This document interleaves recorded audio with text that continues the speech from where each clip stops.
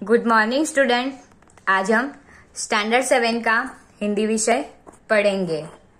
आज के revision test का आपका नया प्रश्न है।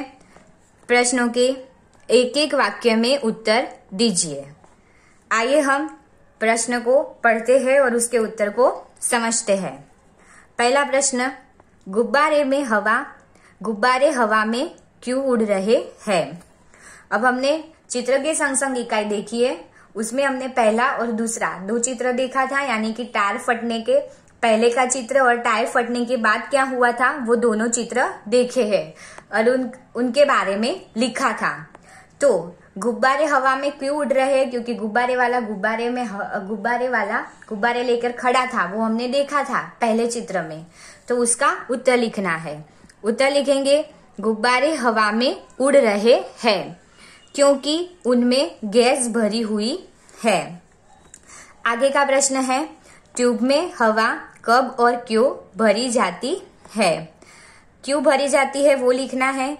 ट्यूब में हवा कम हो जाती है या बिल्कुल नहीं रहती, तब हवा भरी जाती है। ट्यूब में हवा भरने से टायर ठोस यानी कि कड़ा बनता है, इसीलिए साइकिल अच्छी चलती है। अब आप सब लोग साइकिल चलाते होंगे तो आपको ये बात का ज्ञान होगा ही। आगे का प्रश्न है, चित्र में कुत्ता मुंह लटकाकर क्यों लेट गया है। तो उत्तर क्या आएगा, चित्र में कुत्ता मुंह लटकाकर लेट गया है क्योंकि वह आराम कर रहा है। आगे का प्रश्न है, कुजड़ीन को क्या बोलते हैं वो भी समझाया था और इसमें लिखा भी है, सब्जी बेचने वाली कहाँ कहाँ जा सकती है। उत्तर आएगा कुजड़ीन यानी कि सब्जी बेचने वाली अपनी सब्जियां बेचने घर घर, मोहल्ला और गली गली जा सकती है। आगे का प्रश्न समझते हैं, टायर के अलावा हवा भरी हुई कौन सी चीजें फट सकती है। तो उत्तर आएगा, टायर के अलावा गुब्बारा, बॉल, तकिया जैसी चीजें फट सकती है, यानी कि जिसमें ज्यादा हवा भरी जाए तो वो फिर क्या होगा, वो फट जाएगी। आगे है, रिक्शे वाला बाइक से क्यों टकराया। उत्तर लिखेंगे, बाइक वाला गलत ढंग से रास्ता बदल रहा था, इसीलिए रिक्शे वाला बाइक से टकराया। आगे का प्रश्न है, मोची क्यों रास्ते पर आ गया। टायर फटने की आवाज से डरकर मोची रास्ते पर आ गया। जब टायर फटा, साइकिल में ज्यादा हवा भरने की वजह से क्या हुआ था, टायर फटा, तो मोची तो शांति से बैठकर ग्राहक का इंतजार कर रहा था, पर उसकी आवाज ऐसी सुनाई दी तो क्या हुआ, मोची डरकर रास्ते पर आ गया। आगे का प्रश्न है, चिड़िया खुशी के गीत कब गाती है। तो उत्तर आएगा, चिड़िया बहुत सवेरे खुशी के गीत गाती है। जब सुबह होती है तो जो चिड़िया है और दूसरे जो पक्षी है वो अपने घोंसले में से निकल कर क्या करते हैं, बाहर जाते हैं, तब उसकी मीठी आवाज हमें सुनाई देती है। आगे का प्रश्न है, वर्षा ऋतु में हरियाली कहाँ कहाँ लहराती है। यानी कि जहाँ सूखा पड़ा है वहां क्या हो जाती है, हरियाली हो जाती है। तो उत्तर लिखेंगे, वर्षा ऋतु में हरियाली मैदानों, वनों और बागों में लहराती है। यानी कि क्या है, मैदानों बागों में वह सब जगह हरे भरे पेड़ उगते हैं या पेड़ पौधे दोनों उग जाते हैं, या तो बागों में तो क्या होता है कि जमीन पर हरी भरी घास भी उग जाती है। आगे का प्रश्न है, कवि को किसकी याद आती है। तो उत्तर आएगा, कवि को जग के सृजनहार यानी कि ईश्वर की याद आती है। सृजनहार यानी कि दुनिया का सर्जन करने वाला, यानी कि दुनिया को बनाने वाला। अब क्यों आती होगी ईश्वर की याद, तो हमें पहले तो ईश्वर की मर्जी से यह शरीर और प्राण मिले हैं, फिर इतने अच्छे प्राकृतिक तत्व दिए हैं, यानी कि सूर्य दिया है, चंद्र दिया है, हवा दी है, पानी दी है, इतनी हरियाली दी है। ये सब देखकर हमें क्या आती है, ईश्वर की याद आती है, यानी कि हम ईश्वर का शुक्रिया अदा करते हैं। आगे का प्रश्न है, आपको ईश्वर की याद कब आती है। उत्तर लिखेंगे, तारे, सूरज, चंद्र, सागर, पर्वत आदि प्रकृति के सुंदर और अद्भुत तत्वों को देखकर ईश्वर की याद आती है। यानी कि प्रकृति ने हमें सब कुछ दिया है, प्रकृति ने हमारे साथ कोई भेदभाव नहीं किया है। सूरज है वो सुबह से लेकर शाम तक पूरी दुनिया को रोशन करता है। चंद्र है वो रात को धरती को चमकाता है। सागर है, पर्वत है, सागर यानी फिर नदी है वो हमें क्या देती है, पानी देती है। पेड़ से हमें हवा मिलती है। अब कभी हवा में या कोई भी चीज में प्रकृति ने हमें देने में कोई भेदभाव नहीं किया है। भेदभाव किसने बनाया, तो हम इंसानों ने ही बनाया है। इसीलिए ये सारे प्रकृति के तत्वों को देखकर हमें किसकी याद आती है, ईश्वर की याद आती है, क्योंकि ये सब बनाने वाला और देने वाला कौन है, ईश्वर है। आगे का प्रश्न देखते हैं, समाधि क्यों बनाई जाती है। देखते हैं उत्तर, किसी विशिष्ट व्यक्ति या प्राणी की याद कायम रखने और उसके प्रति अपना प्रेम तथा सम्मान प्रकट करने के लिए उसकी समाधि बनाई जाती है। यानी कि कोई भी हो, इंसान हो, प्राणी हो, पक्षी हो, कोई भी हो, तो क्या होता है, हम जिसको पालते हैं या उससे हमारी भावनाएं जुड़ी हुई है, तो वो इंसान या कोई भी प्राणी वो मर जाए तो उसे दफना कर फिर वहां क्या बनाया जाता है, उसकी याद में समाधि बनाई जाती है। आगे का प्रश्न है, राधनपुर कहाँ है। तो उत्तर आएगा, राधनपुर उत्तर गुजरात के पाटण जिले में है। आगे का प्रश्न देखते हैं, पुराने जमाने में बंजारे क्या करते थे। उत्तर आएगा, बंजारे व्यापार के लिए माल सामान लाने ले जाने का काम करते थे। यानी गांव में से शहर में माल लाने ले जाने का काम किसका था, बंजारे का। आगे का प्रश्न है, चोरों का पीछा करके कुत्ते ने क्या देख लिया। तो उत्तर आएगा, चोरों का पीछा करके कुत्ते ने देख लिया कि सेठ की दुकान से चुराया हुआ सामान उन्होंने कहाँ गाड़ा है। अब क्या हुआ था कि लाखा को जब नुकसान हुआ, पैसे का, व्यापार में पैसे का नुकसान हुआ, तब लाखा कहाँ गया, सेठ जी के पास पैसे लेने के लिए गया। सेठ जी ने पैसे देने के लिए तो हाँ बोल दी, पर कुछ ना कुछ वहां गिरवी रखना था। अब लाखा के पास तो कुछ ऐसा था ही नहीं सामान की वो गिरवी रख सके, पर उसके पास वफादार कुत्ता था। सेठ जी ने बोला कि आप अपना वफादार कुत्ता इधर गिरवी रख दो, जब पैसे वापस करने आओ तब उसे ले जाना। लाखा फिर कुत्ते को गिरवी रख के चला जाता है। अब क्या होता है, थोड़े दिनों में सेठ के वहां चोर चोरी करके चले जाते हैं और चोरी करके जंगल में सामान गाड़ देते हैं। अब कुत्ता लाखा के पास तो इतना ही वफादार था, वहां भी यानी कि सेठ के वहां भी उसने क्या दिखाई, अपनी वफादारी दिखाई। उसने क्या किया कि चोरों का पीछा किया और फिर सेठ को बताया कि चोरों ने चोरी किया हुआ सामान कहाँ छुपाया है। आगे है, सेठ हक्का बक्का क्यों रह गया। उत्तर है, सेठ हक्का बक्का रह गया क्योंकि कुत्ते ने भौंक भौंक कर उन्हें बता दिया कि लुटेरे उनकी दुकान तोड़कर माल उठा ले गए हैं। आगे का प्रश्न है, सेठ ने कुत्ते को क्यों मुक्त किया। आगे है, सेठ ने कुत्ते को मुक्त किया क्योंकि कुत्ते ने सेठ का चोरी हुआ सामान वापस दिलवाया था। अब क्या हुआ था, कुत्ते ने तो चोरों का पीछा किया और देख लिया कि चोरों ने चोरी का सामान कहाँ छिपाया है।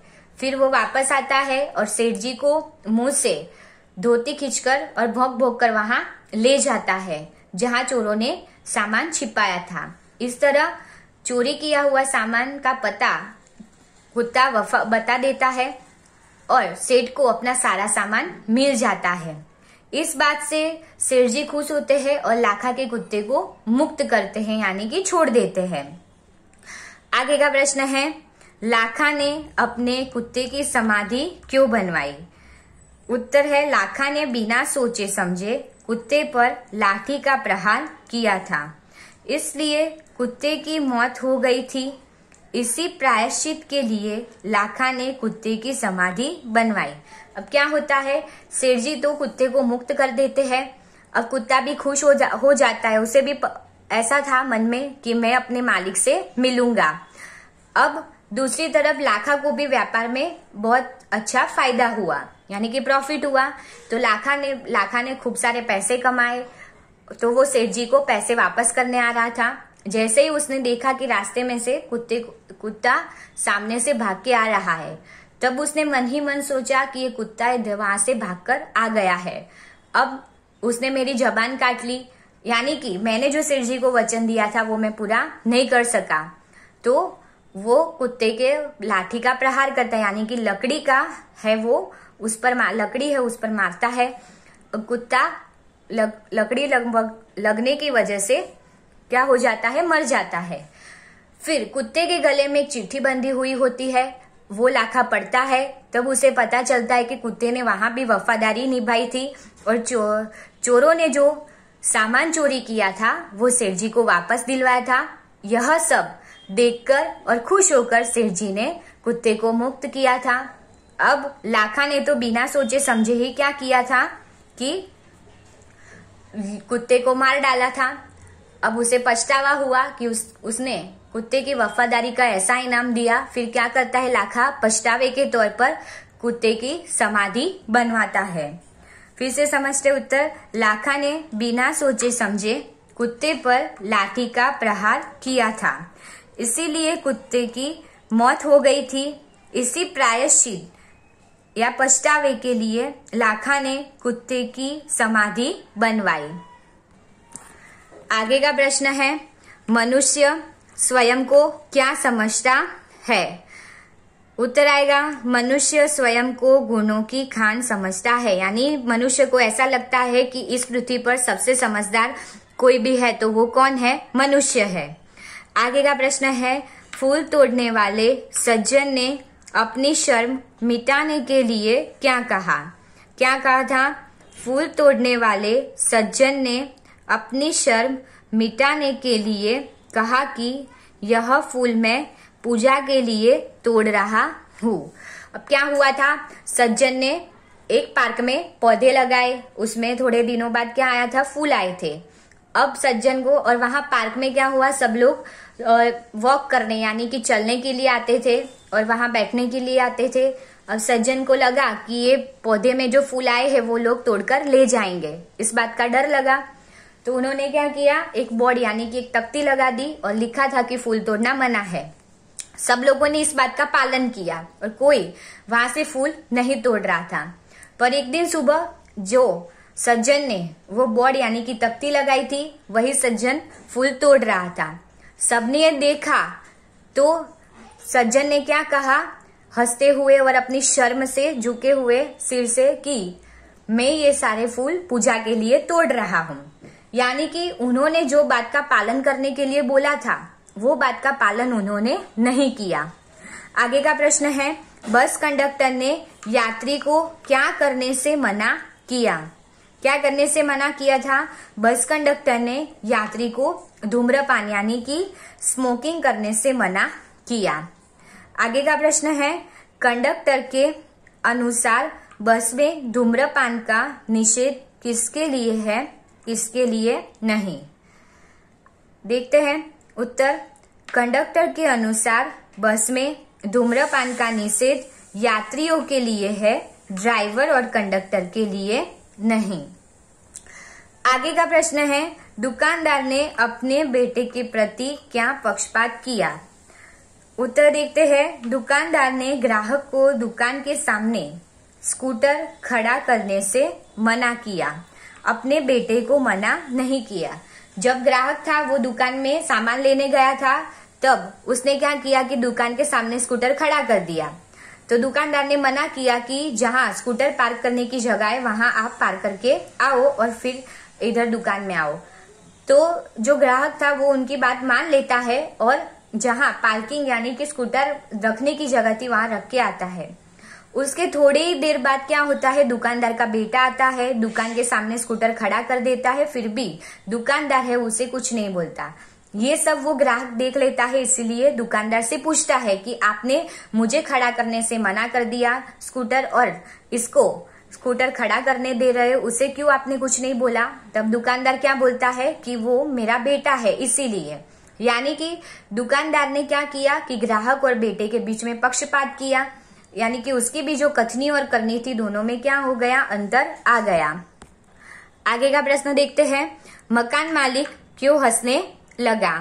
मकान मालिक किराएदार के बेटे से यह सुनकर हंसने लगा कि पिताजी कहते हैं कि वे घर पर नहीं है।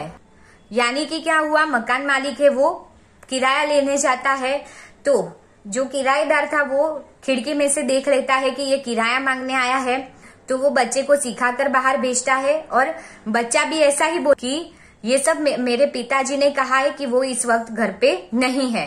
अब अपने जो छोटे बच्चे हैं उसकी मुंह से ये बात सुनकर मकान मालिक है वो हंसने लगता है। आगे का प्रश्न है, बिल भरने के लिए कतार में खड़े होने वाले सज्जन ने अपने पोते को क्या सिखाया था।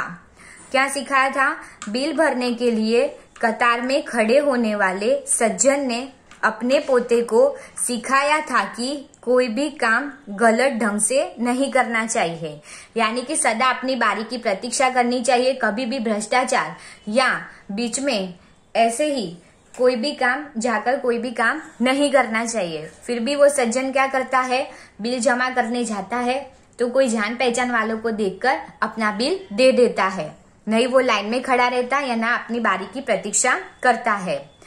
आगे का प्रश्न है, जग में सम्मान प्राप्त करने के लिए हमें क्या करना चाहिए। क्या करना चाहिए, जग में सम्मान प्राप्त करने के लिए कथनी और करनी एक समान रखनी चाहिए। यानी कि हम जो बोल रहे हैं कि हमें ये सब करना चाहिए, तो पहले उसका पालन हमें ही करना चाहिए, बाद में दूसरों को इसकी सीख देनी चाहिए। यानी कि कथनी यानी बोलना और करनी यानी कि करना, दोनों ही एक समान रखना चाहिए। जैसा बोलते हैं वैसा ही करना चाहिए।